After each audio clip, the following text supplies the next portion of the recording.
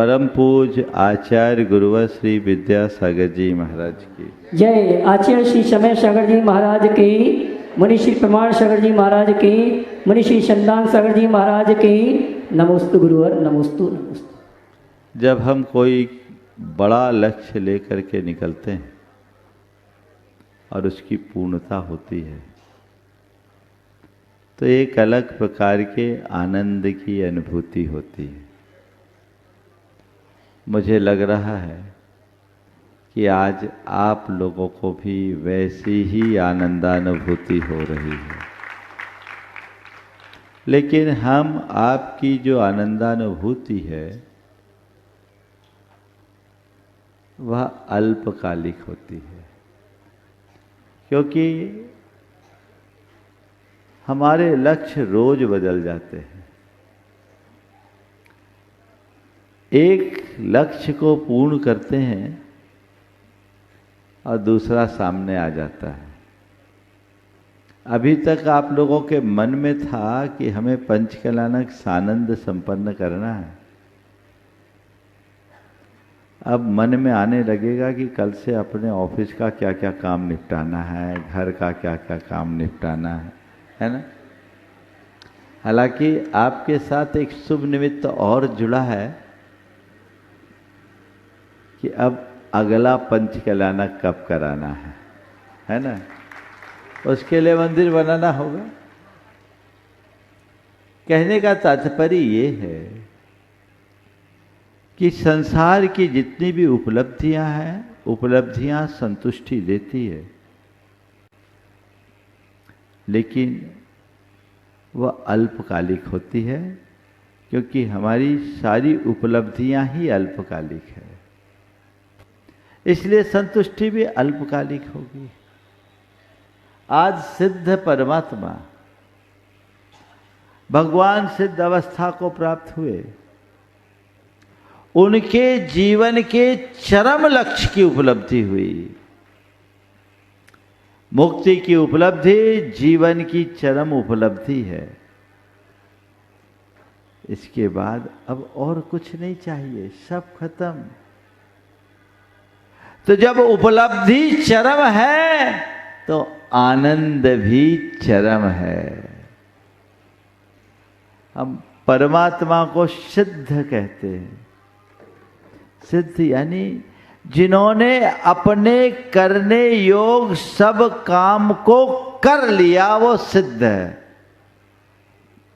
अब उनके लिए करने योग कुछ नहीं बचा, वे कृतार्थ हो चुके, कृत हो चुके।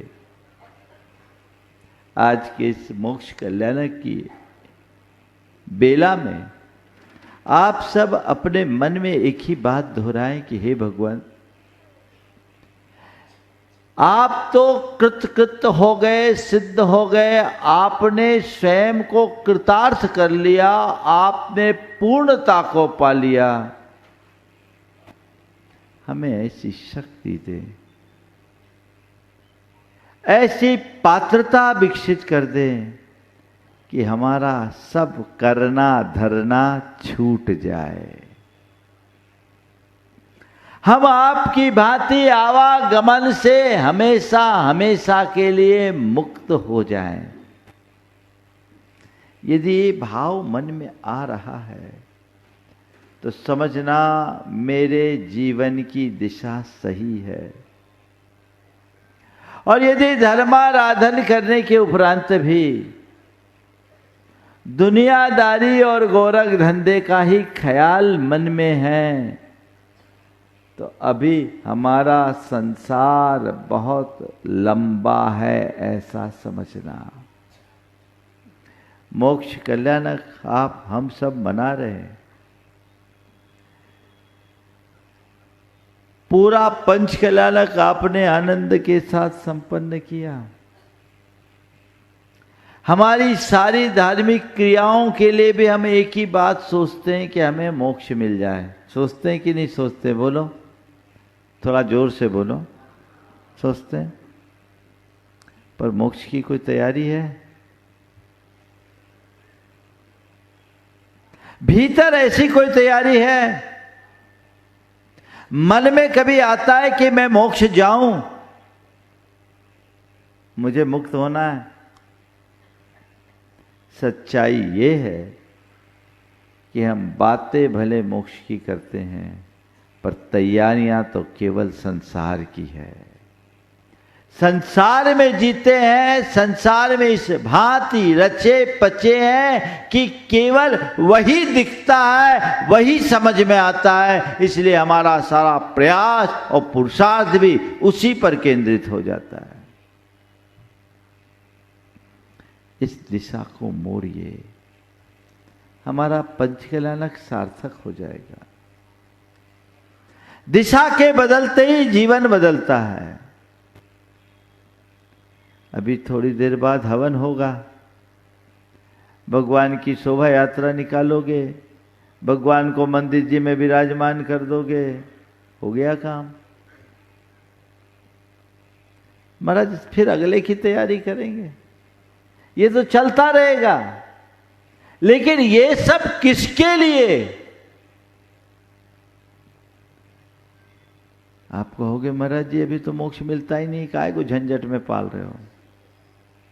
बिल्कुल सही है, मोक्ष अभी भले नहीं मिलता, पर मोक्ष मार्ग तो सुलभ है। आज मोक्ष मार्ग सुलभ है, मोक्ष मार्ग पर चले। आज हम मोक्ष मार्ग पर चलना शुरू करेंगे, तब कल मुक्ति की मंजिल तक पहुंच पाएंगे।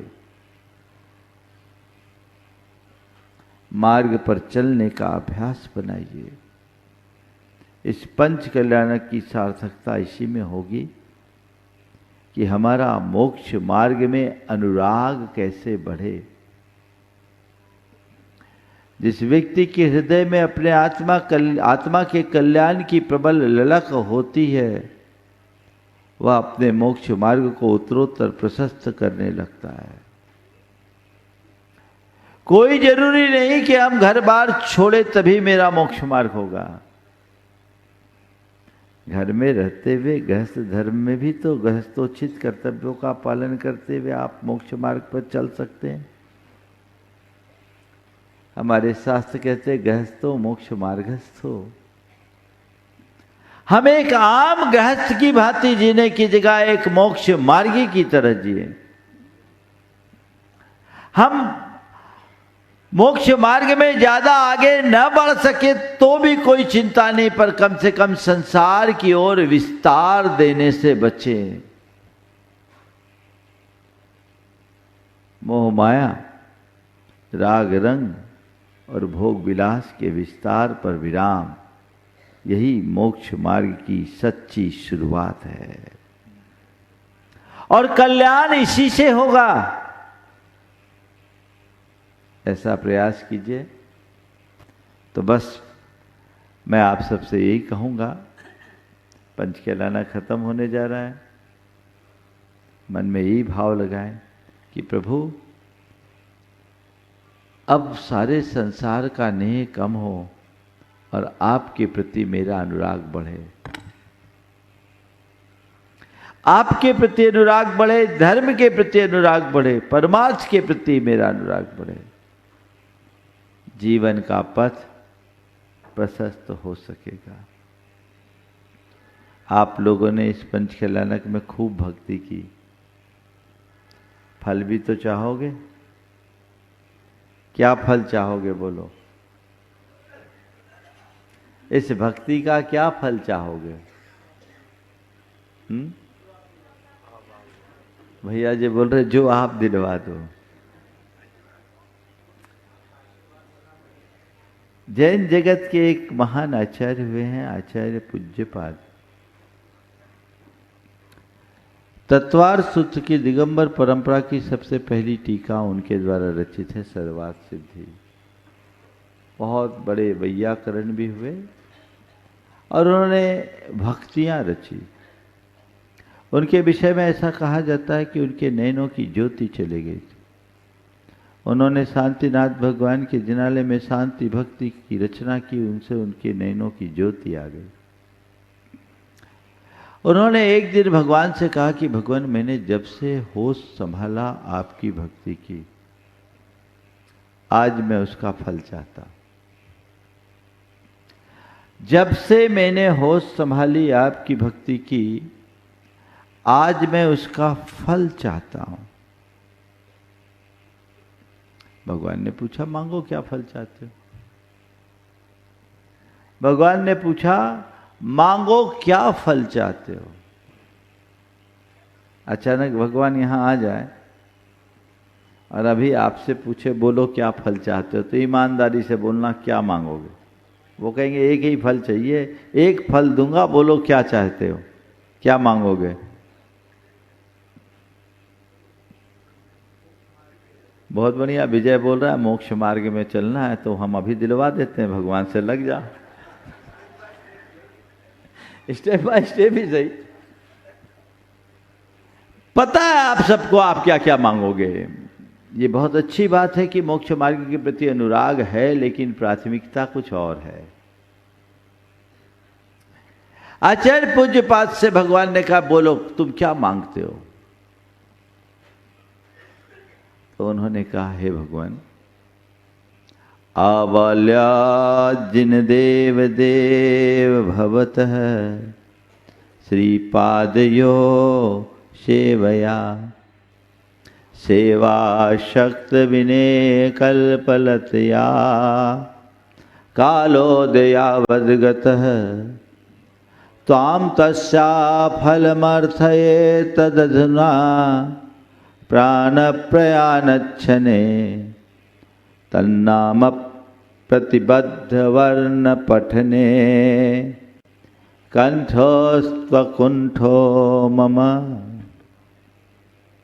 हे भगवान, जब से मैंने होश संभाला, आपकी भक्ति करके मैंने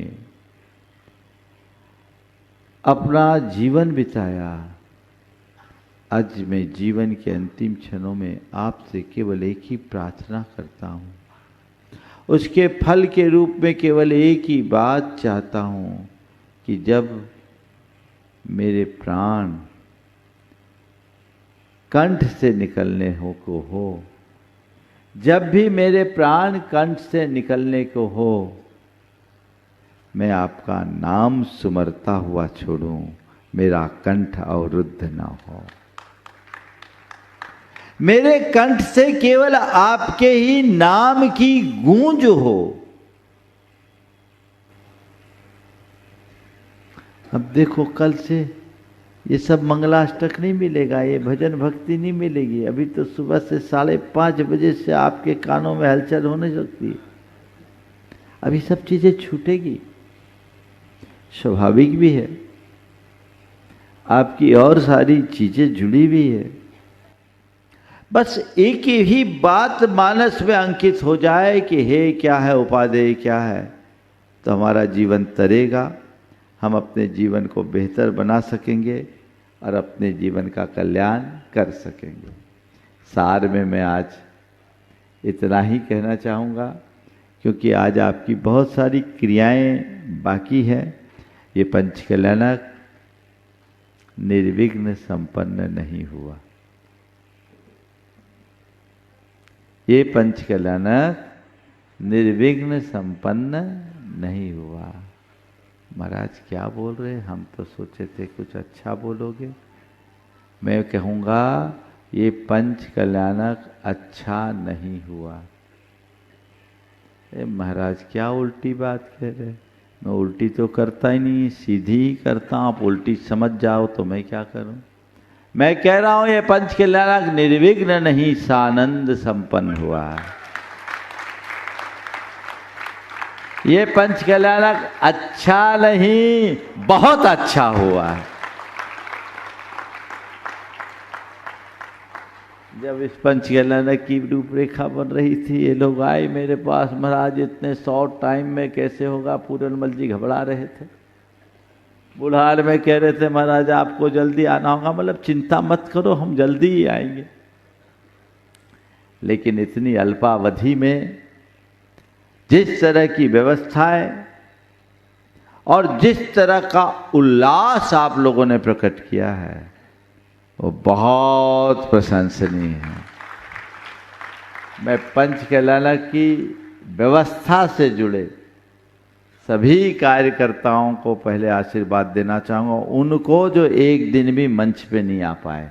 ये मंच वाले कार्यकर्ता अलग है, ये तो चेहरे हैं सामने, पर इनकी असली ताकत वो है जो ग्राउंड में लगी हुई। उन सब के लिए आप लोगों को एक बार जोरदार करतल ध्वनि करना चाहिए।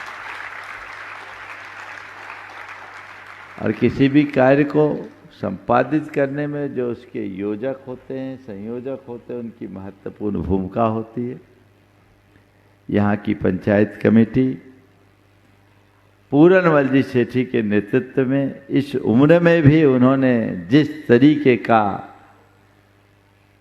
उत्साह देखते हुए दिखाते हुए जिस तरह से लोगों को संयोजित किया है, ये इनकी कार्य क्षमता का उत्कृष्ट उदाहरण है। मुझे याद है जब पहला पंचकैलानक था तब भी पूरनमल जी की बड़ी भूमिका थी, शायद उस समय भी संयोजक आप ही थे, और इस पंचकैलानक में भी आपने बहुत बेहतरीन संयोजन किया है। ये इस बात का प्रमाण है कि व्यक्ति के मन में उमंग हो तो उम्र कहीं बाधा नहीं बनती। ये बहुत अच्छा है।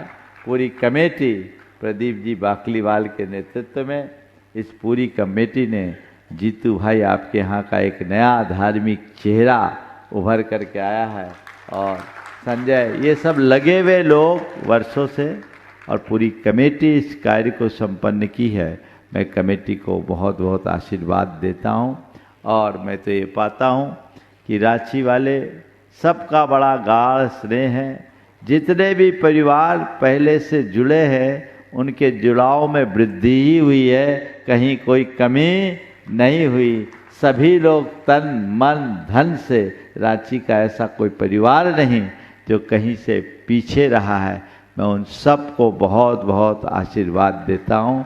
नामोल्लेख तो सबका संभव नहीं है, पर समझ लेना जिनका नामोल्लेख हुआ वो कम काम किए हैं, जिनका उल्लेख छूट गया असली काम वही किए हैं, ऐसा मान करके चलना चाहिए।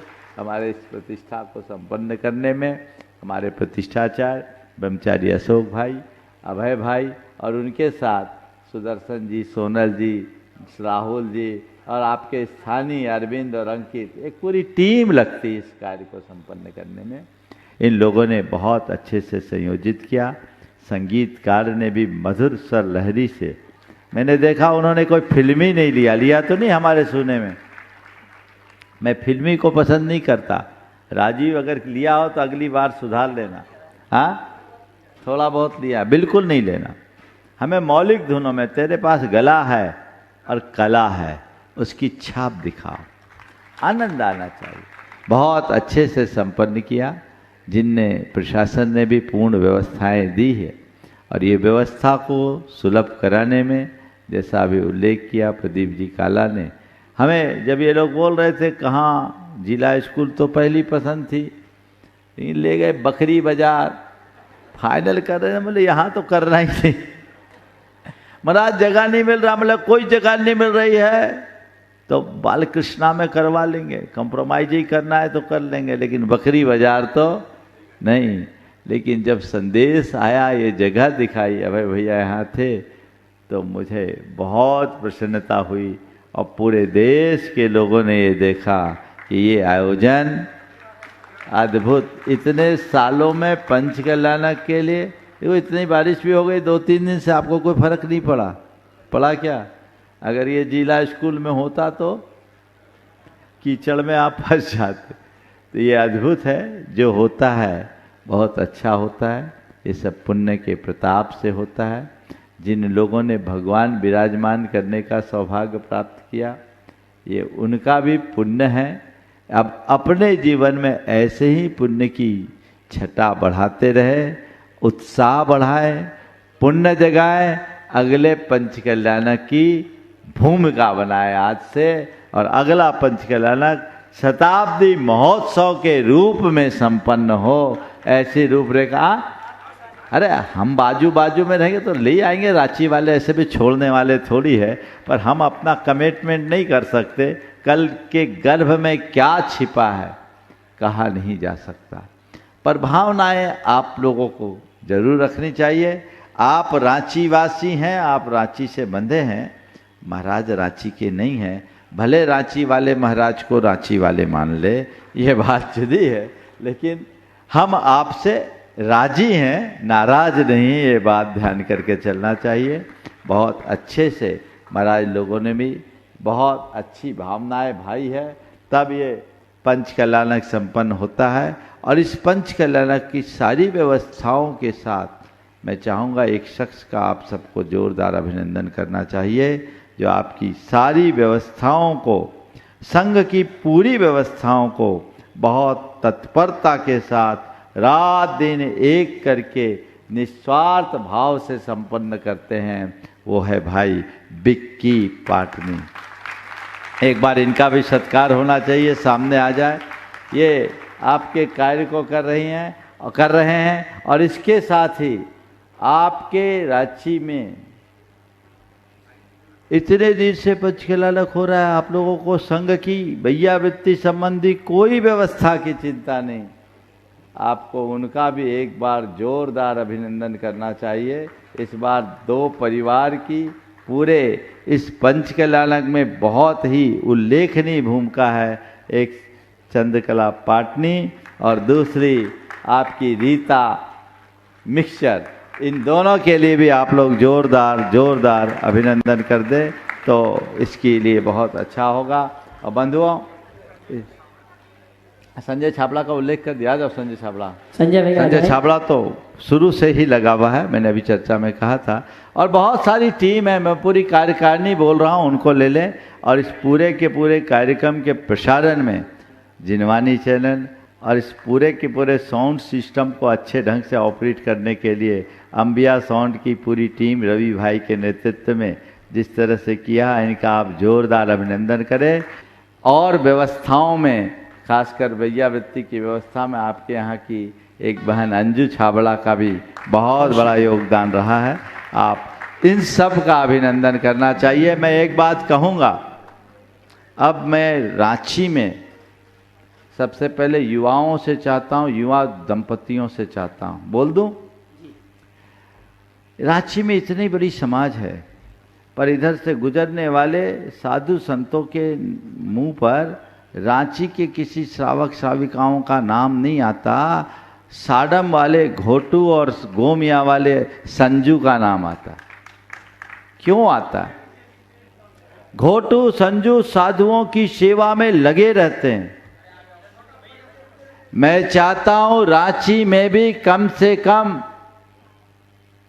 5 ऐसे युवा दंपति आगे आए जो इस बात के लिए संकल्पित हो कि हमारे यहाँ से कोई भी साधु संघ जाएंगे, हम उनके आहार विहार में पूर्ण तत्परता दिखाएंगे। ये होना चाहिए कि नहीं होना चाहिए? रांची में बाकी सब चीज़ें हैं, हमारे सामने तो सब आगे पीछे रहते हैं, लेकिन बाद में सब आगे पीछे हो जाते हैं।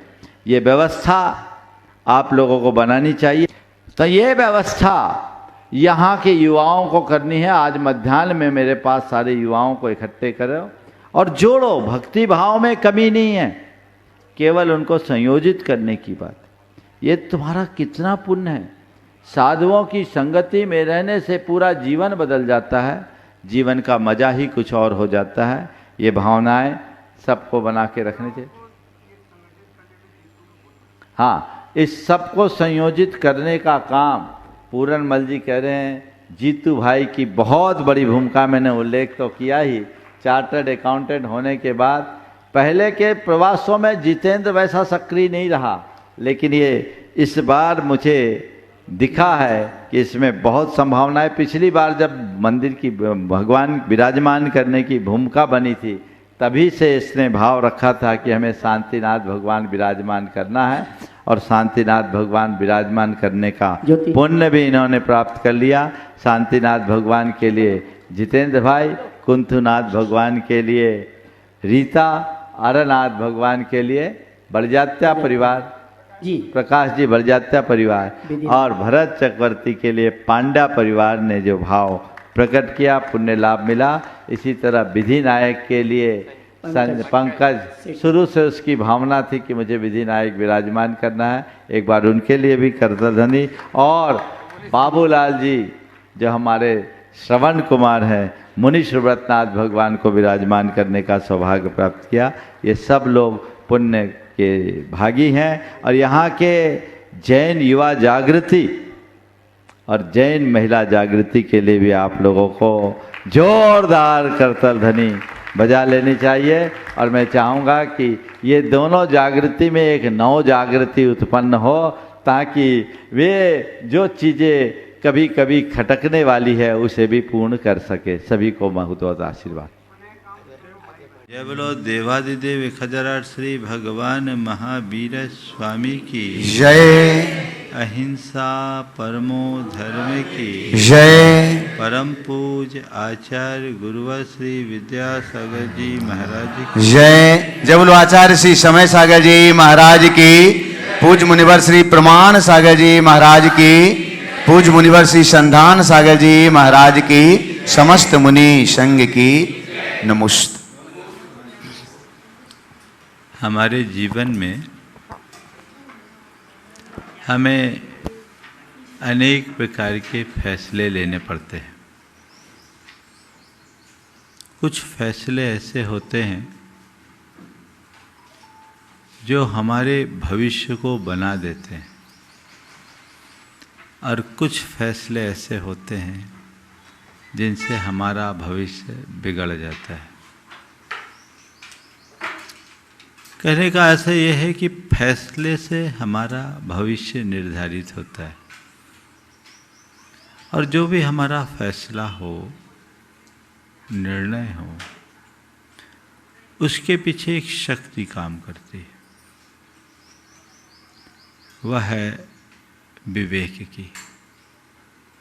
विवेक एक ऐसी शक्ति है जो हमें उचित और अनुचित का बोध कराती है। जिस मनुष्य के हृदय में औचित्य का बोध प्रकट हो जाता है, उसके जीवन में कहीं चूक नहीं होती, वो कभी फिसलता नहीं, वह सदैव सफलता के पथ पर अग्रसर होता है। इसके उलट जो औचित्य से विमुख होता है, जो उचितानुचित के बोध से शून्य होता है, उसके निर्णय प्रायः चूक भरे होते हैं, और उस चूक भरे निर्णयों के कारण कई बार वह अपने जीवन में प्राप्त अच्छे अच्छे अवसरों को भी खो देता है। आज बात मैं उसकी ही कह रहा हूँ। हमारे जीवन में बहुत बार ऐसा होता है कि हम लोग जल्दबाजी में, अपने अज्ञानतावश, अपने अहंकार से प्रेरित होकर, या अपने संपर्कियों की प्रेरणा से कुछ अविवेकपूर्ण कदम उठा देते हैं, और हमारे द्वारा उठाया गया एक गलत कदम हमारे पूरे जीवन की दिशा को बिगाड़ देता है। तो संत कहते हैं, चाहे लौकिक हो या आध्यात्मिक, दोनों क्षेत्रों में हमें विवेक से काम करना चाहिए। विवेक को हमारे जीवन की उन्नति का आधार बताया गया, तो इससे उलट अविवेक को प्रगति का अवरोध। आज बात मुझे उसी अविवेक की करनी है। यदि आपको विवेकी कहा जाए तो बड़ा अच्छा लगेगा। लगेगा कि नहीं लगेगा? ये बड़ा विवेकी है। पर अपने अंदर उतर करके देखना है कि सचमुच में मैं विवेकी हूँ या नहीं। विवेकी कहलाने का अधिकारी हूं या नहीं? एक विवेकी और एक अविवेकी व्यक्ति की पहचान दो शब्दों से की जा सकती है। विवेकी कौन? भौतिक लौकिक जगत में जिसे औचित्य का बोध हो। क्या है विवेकी? कौन? जिसे औचित्य का बोध हो। और दूसरे शब्दों में कहूँ, विवेकी कौन? जिसके अंदर सूझबूझ हो। क्या बोला? औचित्य का बोध अथवा सूझबूझ है अपने अंदर। देखो, बहुत सारे कार्यों में आप औचित्य का बोध रखते हो और औचित्य का विचार करते हुए ही अपने निर्णय लेते हैं, आगे का काम करते हैं। लेकिन बहुत सारे कार्य और क्रियाएं आपके द्वारा ऐसे हो जाते हैं जो आप जल्दबाजी में लेते हो। आपके जल्दबाजी में लिए गए जितने भी निर्णय हैं वो प्रायः गड़बड़ होते हैं। जल्दबाज व्यक्ति करता पहले, सोचता बाद में है ना? सोचने से पहले ही दौड़ लगा दो, होता है। और बाद में क्या होता है? पछताना। अगर आपके अंदर अधीरता होगी तो विवेक नहीं होगा। धैर्य से विवेक फलता है और धीर मनुष्य ही विवेकी बन पाता है। अधीरता अविवेक की जननी है, इसे कभी न भूले और अपने आप में उस विवेक को उद्घाटित करने का अभ्यास और प्रयास करें। अपने मन को अविवेक से मुक्त करें।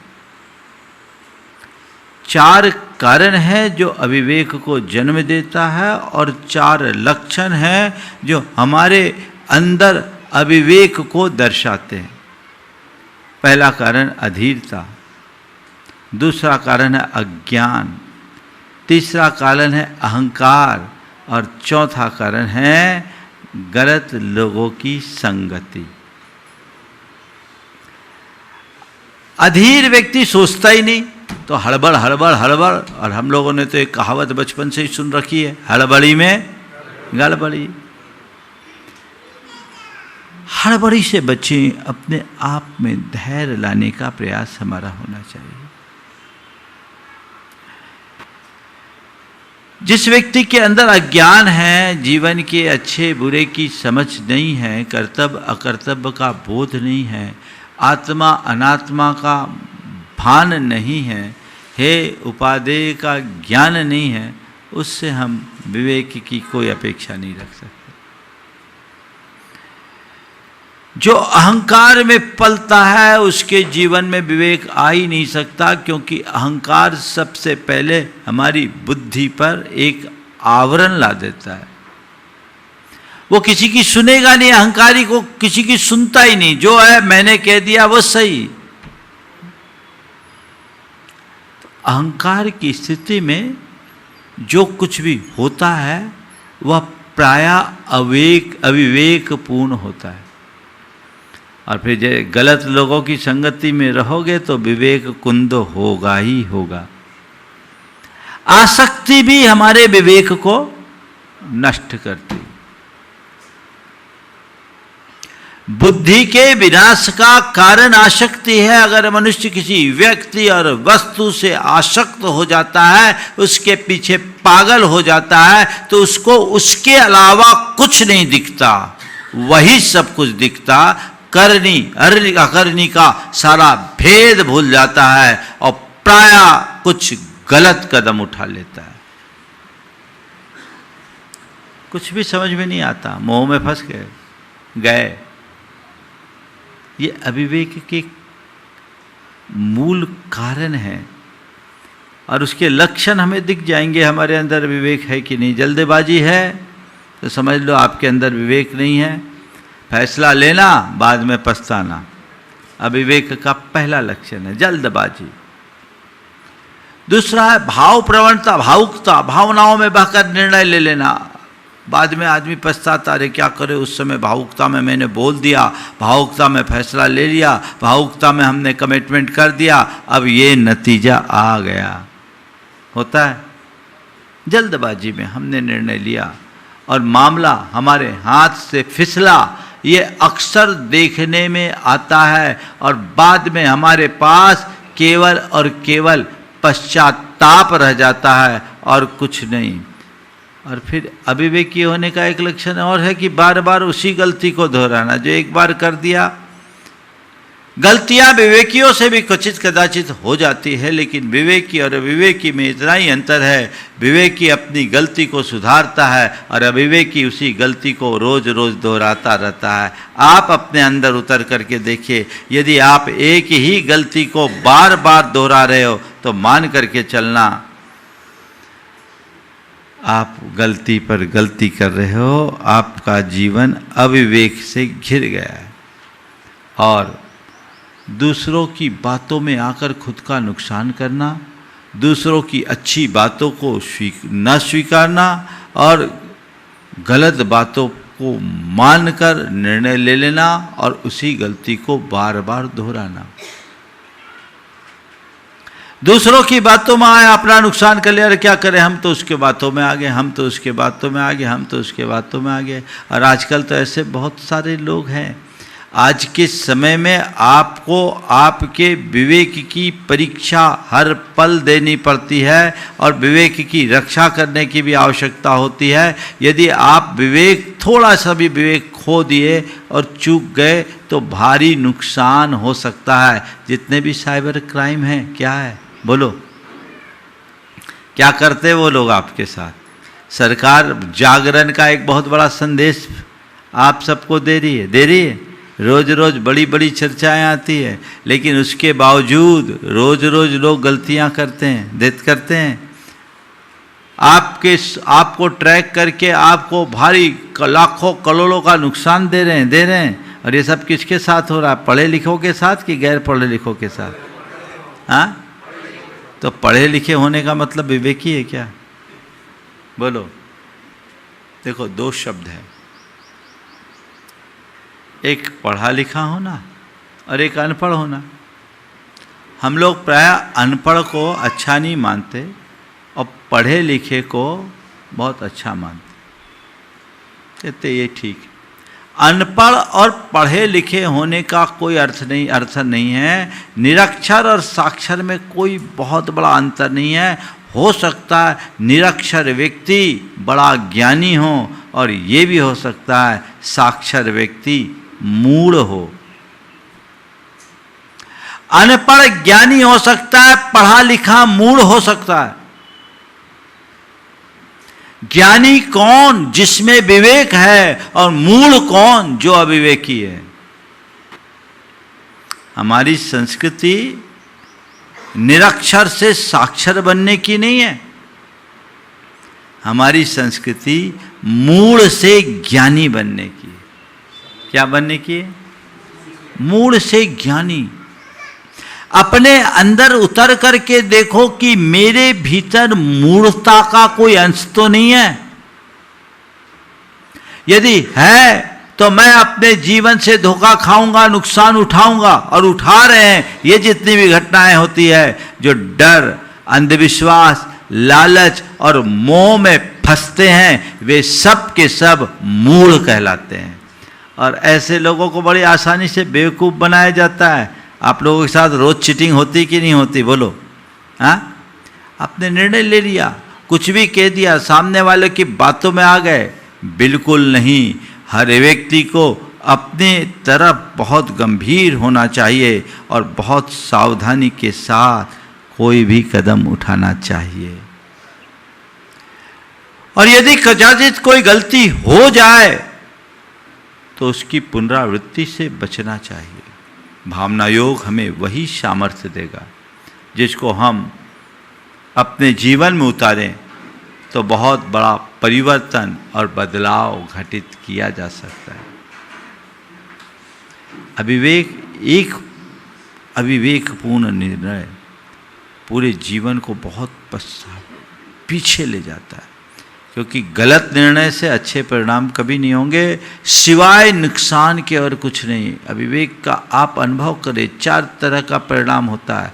गलत निर्णय जैसे नुकसान, संबंधों में खटास, पश्चाताप की अनुभूति और दिशाहीनता, जीवन में भटकाव, ये होता है।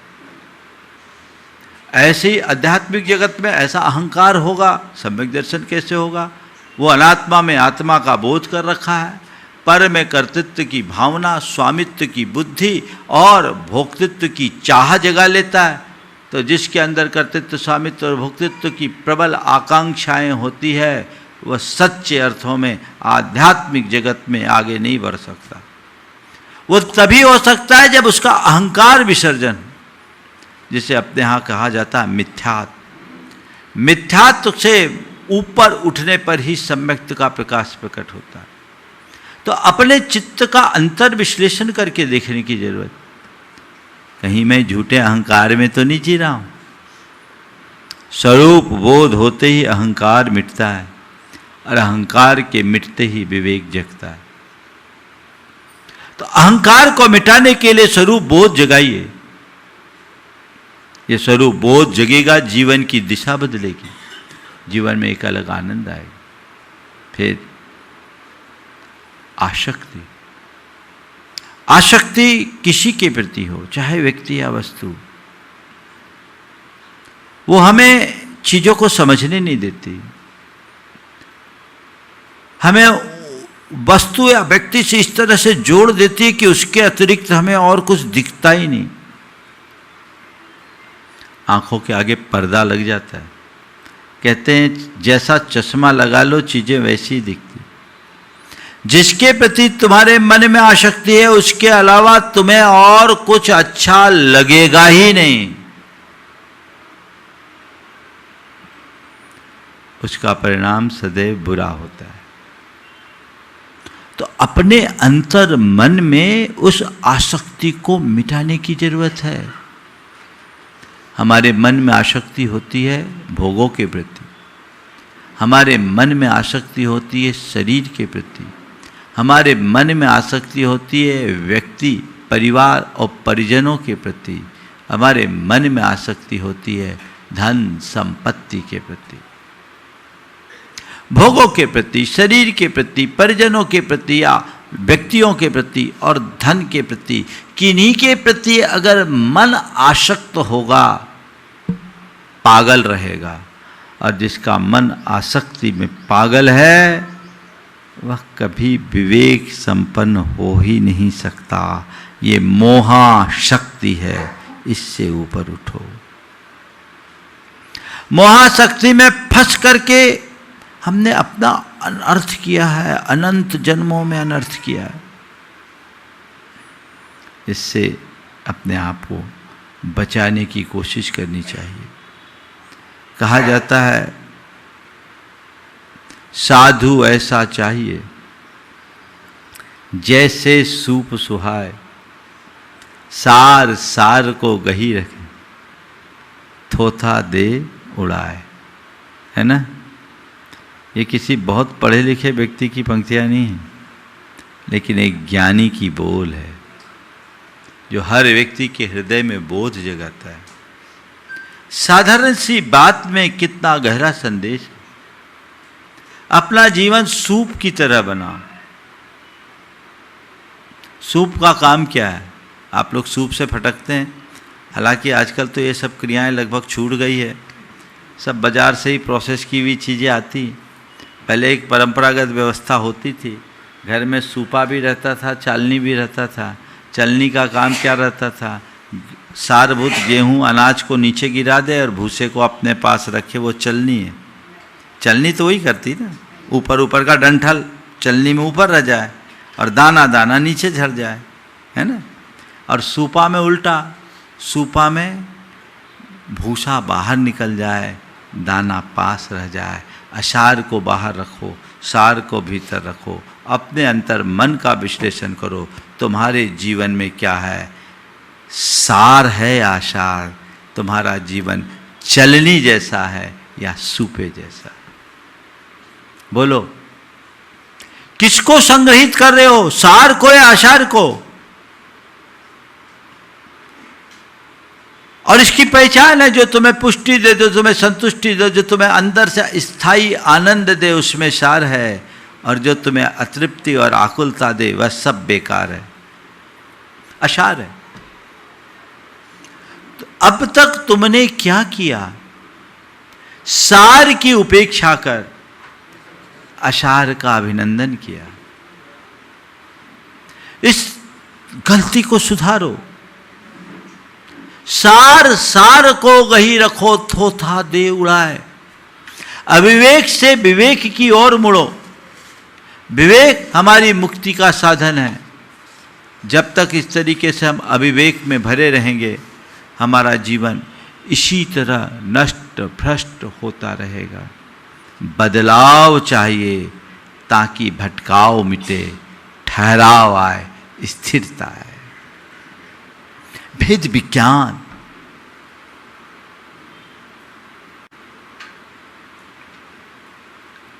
विवेक, किसके अंदर विवेक? विवेक क्या है? कबीर ने बहुत अच्छी बात कही,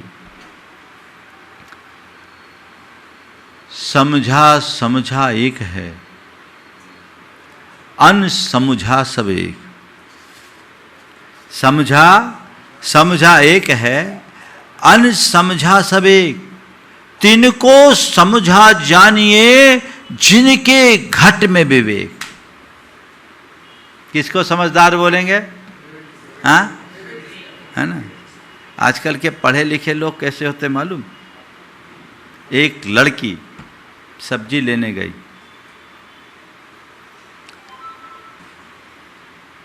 टमाटर लेने के बाद अपने थैले में डलवाया, उसके बाद 2 किलो कद्दू लिया, थैले में डालने को बोला, बोले डाल दो। सब्जी वाले ने कहा, बहन जी आप क्या कर रही है? बोले तुम क्या सोच रखे हो, मैं पढ़ी लिखी हूँ, MBA हूँ। मैं पढ़ी लिखी हूँ, MBA हूँ, तुम डालो। बोले बहन जी गड़बड़ हो जाएगा, टमाटर पर आप कद्दू मत डालो। मैं बोल रही हूँ ना डालो, तुम अनपढ़ क्या जानोगे? अब बेचारा क्या करेगा? उसने टमाटर के ऊपर कद्दू डाला तो टमाटर का कचूमर निकल गया, सारे टमाटर पिचड़ गए। होता है? बोलो ये क्या है? समझा समझा एक है, अनसमझा सब एक। तिनको समझा जानिए जिनकी घट में विवेक। तो जिसके घट में विवेक है, आप केवल उसको समझा जानिए, बाकी तो सब नास समझ है। आपको अगर नास समझ बोल दे तो बुरा लगेगा कि नहीं लगेगा? बोलो। मैं बोलूँगा भी नहीं, मैं तो मानता हूँ सब समझदार है ना? आप लोग कितने समझदार हैं कि कहते ही समझ जाते हैं कि महाराज कहना क्या चाह रहे हैं। समझ गए कि नहीं समझे? देखो सब समझ जाते हैं, बस इतनी समझ, और ये समझ यदि स्थायी बन जाए तो जीवन का कायाकल्प हो जाए, जीवन का कायाकल्प हो जाए। वो अंतर्बोध जगाना है। तो आज हम अपने अंदर के विवेक को जगाना चाहते हैं, और विवेक को जगाने के लिए एक छोटा सा भावना योग हमें नियमित करना है। और कुछ चीज़ें जो आपको अपने चित्त में दोहराने की है, जो हमेशा अपने जीवन में जुड़े, प्रार्थना से लेकर सामायिक तक मैं प्रारंभ करता हूँ। लगभग 8 मिनट तक की एक क्रिया होगी जो हमें विवेक संपन्न बनाने की शक्ति देगी। सहज शांत बैठ जाएं और अपने अंदर स्थिरता रखें।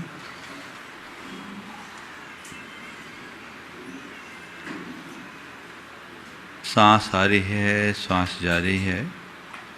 आती जाती सांसों को सहज आते जाते देखें।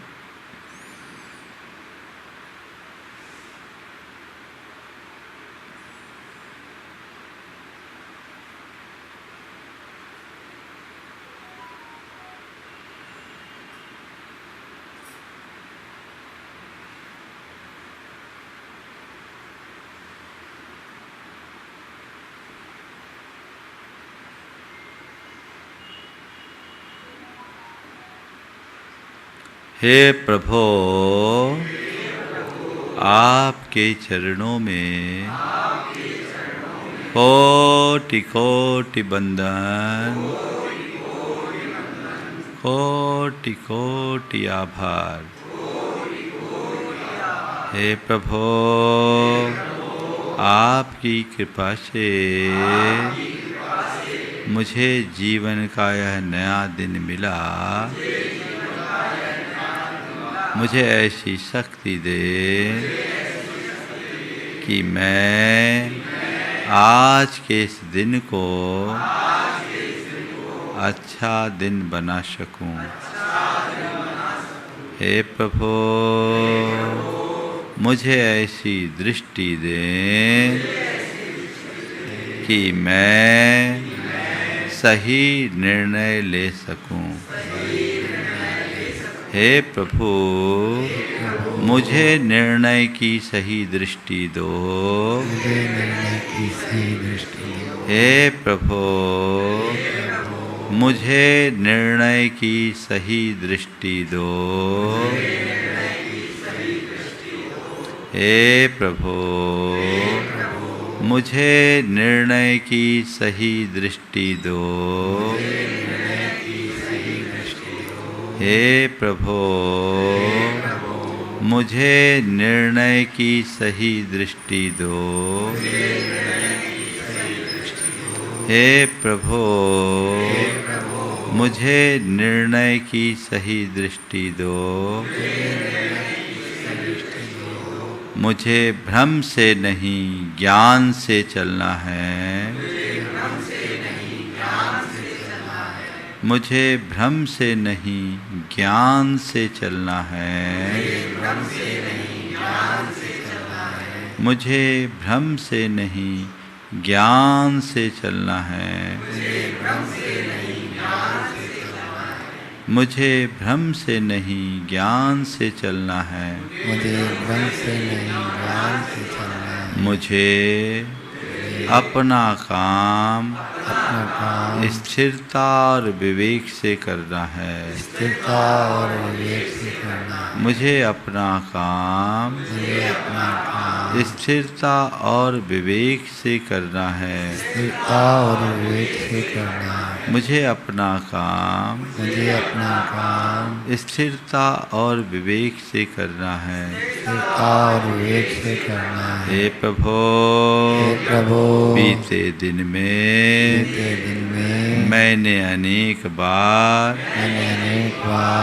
जल्दबाजी में गलतियां की, बिना विचारे निर्णय लिया, गलत कदम उठाया, बिना सोचे कुछ भी बोला, कुछ भी किया। मैं अपनी इन गलतियों को स्वीकार करता हूँ।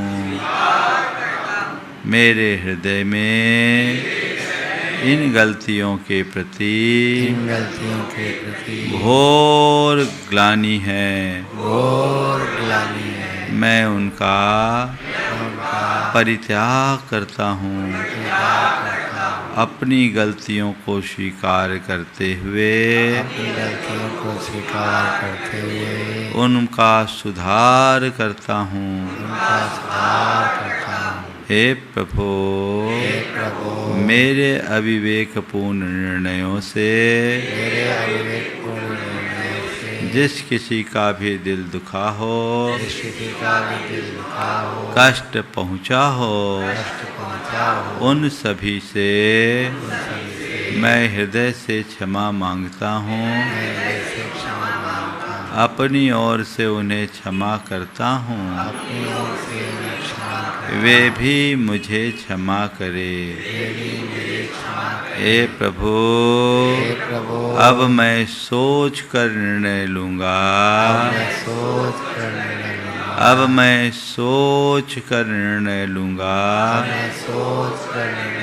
अब मैं सोच कर निर्णय लूँगा।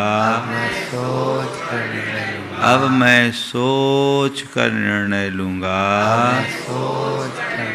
अब मैं सोच कर निर्णय लूँगा। मैं उचित अनुचित का ध्यान रखूँगा। मैं उचित अनुचित का ध्यान रखूँगा। मैं उचित अनुचित का ध्यान रखूँगा। मैं उचित अनुचित का ध्यान रखूँगा। मुझे आत्मबोध रखना है। मुझे आत्मबोध रखना है। मुझे आत्मबोध रखना है। मुझे आत्मबोध रखना है। मैं आत्मबोध संपन्न हूँ।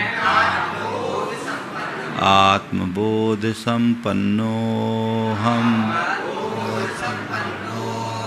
आत्मबोध संपन्नो हम। आत्मबोध संपन्नो हम। विवेक संपन्नो हम। संपन्नो हम। विवेक संपन्नो हम। विवेक संपन्नो हम। मैं विवेक से संपन्न हूँ। मैं विवेक से संपन्न हूँ। विवेक संपन्नो हम। विवेक संपन्नो हम। विवेक संपन्नो हम। विवेक संपन्नो हम। मैं विचारशील हूँ। मैं विचारशील हूँ। मैं विचारशील हूँ। विचारशीलो हम। विचारशीलो हम। विचारशीलो हम। विचारशीलो हम। विचारशीलो हम। विचारशीलो हम। विचारशीलो हम। विचारशीलो हम। विचारशीलो हम। मैं निर्णय में समर्थ हूँ। मैं निर्णय में समर्थ हूँ।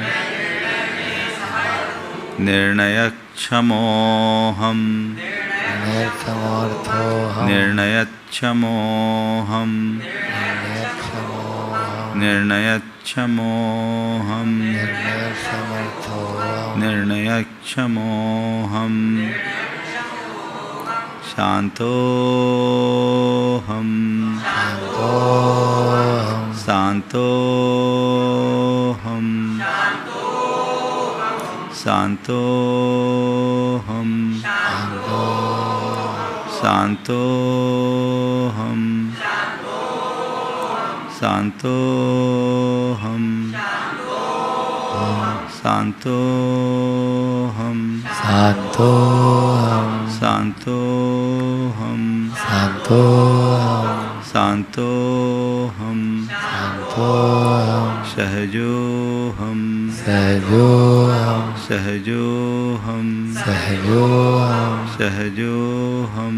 सहजो हम। सहजो हम। सहजो हम। शो हम। सो सो हम। सो हम। सो हम। सो हम। सो हम। सो हम। सो हम। सो हम। सो हम। सो हम। सो हम। सो हम। सो हम। सो हम। सो हम। सो हम। सो हम। सो सो हम। सो हम। सो हम। सो हम। सो हम।